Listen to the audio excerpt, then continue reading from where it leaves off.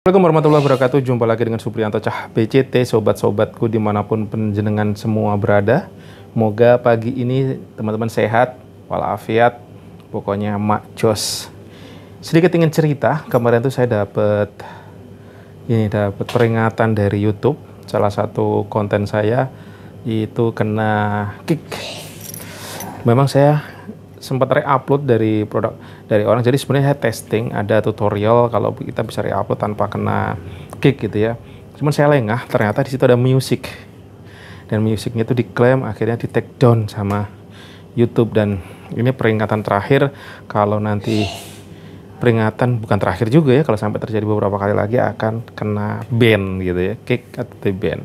Jadi teman-teman, sekeren-keren yang YouTube re-upload atau upload ulang dari konten orang lain yang dimodifikasi atau apapun, sebenarnya yang paling bagus adalah konten kita sendiri, originalitasnya di sini. Jadi mungkin saya akan berpikir ulang kalau sampai mau re-upload gitu ya dari source lain gitu, kalau memang izinnya nggak benar-benar clear gitu, kalau nggak berbahaya.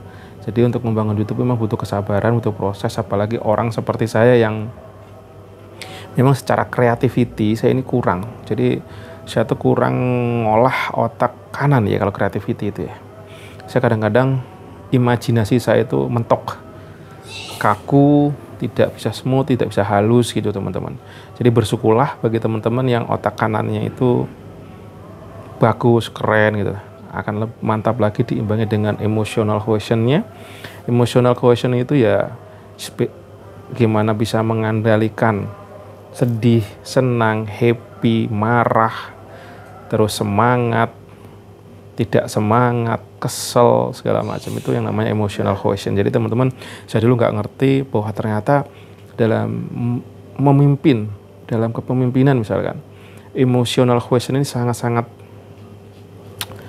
bisa mempengaruhi gaya kepemimpinan kita dan bagaimana keberhasilan kita teman-teman. Pada saat kita tidak bisa mengendalikan amarah kita misalkan, ngamuk-ngamuk dimanapun lah, nanti yang rugi ya kita sendiri. Tapi pada saat kita waktunya marah, semarah-marah ya, tapi kita bisa mengendalikan emosi yang luar biasa, itu justru akan menyelamatkan kehidupan kita kelak. Sejatinya ini sebenarnya udah dicontohkan ya, kalau saya renung-renungkan udah dicontohkan oleh Nabi kita Muhammad SAW ya, bagaimana beliau saat berdakwah dilempari pada ke Taif, dilempari batu sampai berdarah-darah, sampai ada apa ya, kalau nggak salah giginya rontok gitu ya.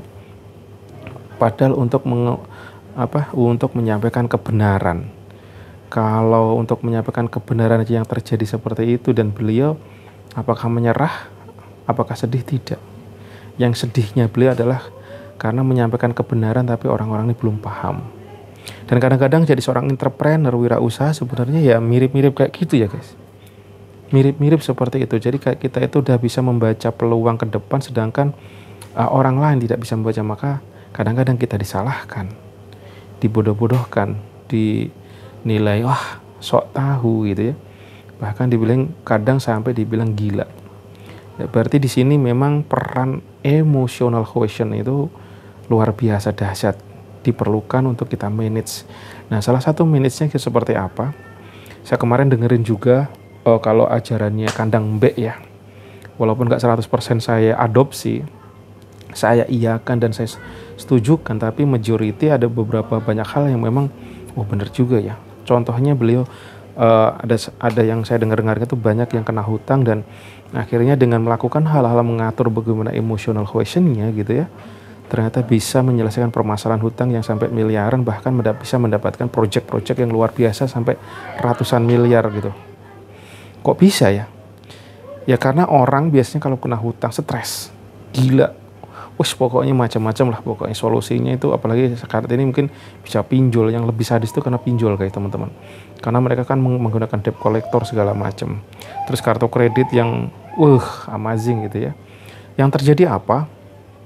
Yang terjadi kalau itu stresnya tinggi, boro-boro mikir solusi, akhirnya adalah dimasukinlah kemarin saya cek itu ada 18 hal yang jangan dilakukan: bersedih, jengkel, iri hati, terus marah, bikin hati yang gak nyaman. Intinya apa? Negative vibes.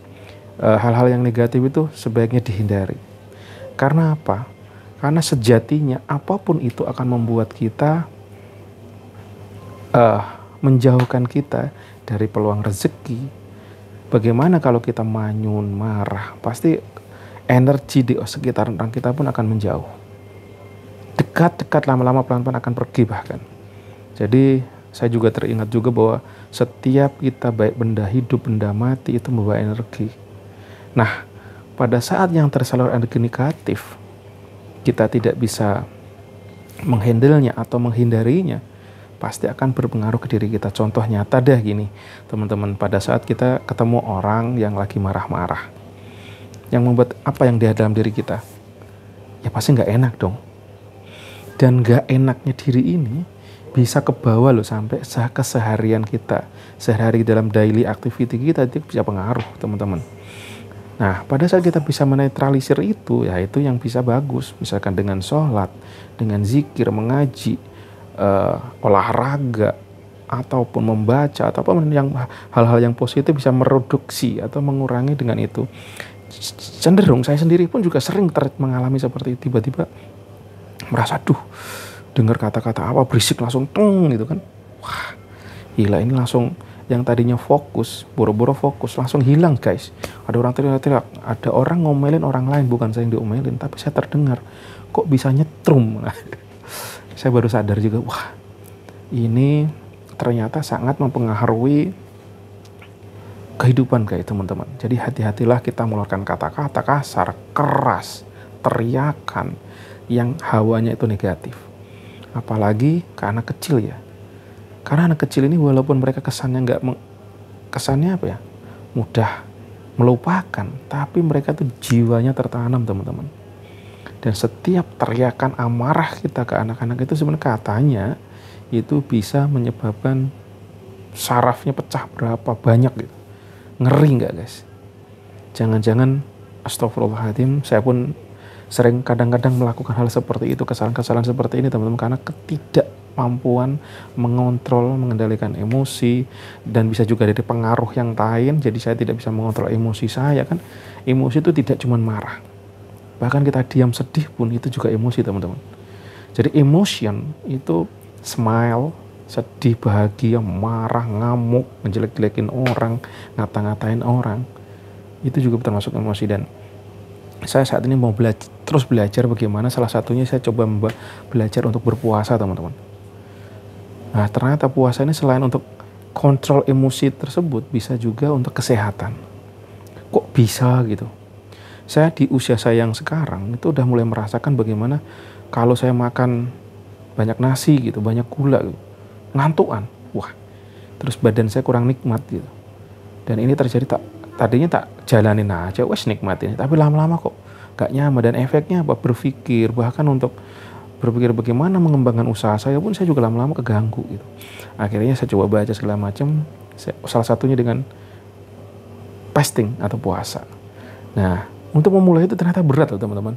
Bagi yang saya dulu udah rutin puasa terus mau mulai lagi terberat. Dan bismillah, dengan karena lillah, karena niatan kuat, saya coba belajar lagi, memulai lagi. Dan moga-moga efeknya badan saya lebih sehat, lebih fit, dan juga mengontrol emosi. Itu teman-teman cerita saya pagi ini. Dan juga saya terus belajar juga bagaimana selain emotional quotient, saya juga belajar lagi untuk gimana caranya meningkatkan spiritual quotient. Spiritual quotient itu apa? Spiritual quotient ya tentu pasti yang kan dengan spiritual ya, dengan salah satunya kalau yang saya pahami dengan agama gitu ya. Saya mau menjalankan sholat saya coba paksa diri saya untuk gimana caranya selalu sholat berjamaah. Dan menularkan ke anak saya yang kecil, Al-Kahfi Ibu Miraspati, untuk selalu mengajak dia sholat berjamaah di musola atau masjid terdekat. Itu yang coba saya tularkan, walaupun ya masih sering bolong, sering kurang, sering nggak pas gitu. Tapi saya coba istiqomahkan, rutinkan, jalankan ke anak saya, dan alhamdulillah mulai nampak hasilnya. Satu yang saya coba teruskan adalah selalu panjatkan ke hadirat Robi di sepertiga malam, untuk supaya gimana ya anak saya bisa menjadi anak yang sholih, anak yang bisa terus melaksanakan perintahnya Allah gitu ya. Jadi saya doa terbaik di situ. Dan yang sangat saya nggak lupakan adalah memohon ridhonya orang tua. Saya telepon orang tua saya minta didoain, ya Allah, tolong mak doanya. Gimana caranya saya supaya ibadahnya benar, dijauhkan, karena khobulnya doa adalah salah satu dari ibu kita. Bahkan saya pernah dengar pada saat kita masih punya ibu, itu ibu adalah jimatnya kita, rezeki kita, kesehatan kita, karena doa-doanya beliau akan lebih diijabah, apalagi buat kita gitu teman-teman. Oke, itu sekedar cerita saya, curhatan saya, keluh kesah saya. Apabila ada hal-hal yang positif dan yang baik, monggo diambil teman-temanku yang baik di hati dan tidak sombong. Apabila terjadi keburukan di sana, lupakan dan buang saja sejauh-jauhnya. Mari kita saling menebar manfaat, menebar hal yang kita mampu, saling memotivasi, saling menyemangati, saling memberikan hal yang terkeren, yang terbaik yang bisa kita lakukan. Semoga jadi amal ibadah kebaikan kita, pembuka rezeki kita, keberkahan, dan pokoknya bekal kita kelak endingnya di yaumul akhir. Wabillahi taufiq wal hidayah. Assalamualaikum warahmatullahi wabarakatuh. See you next video.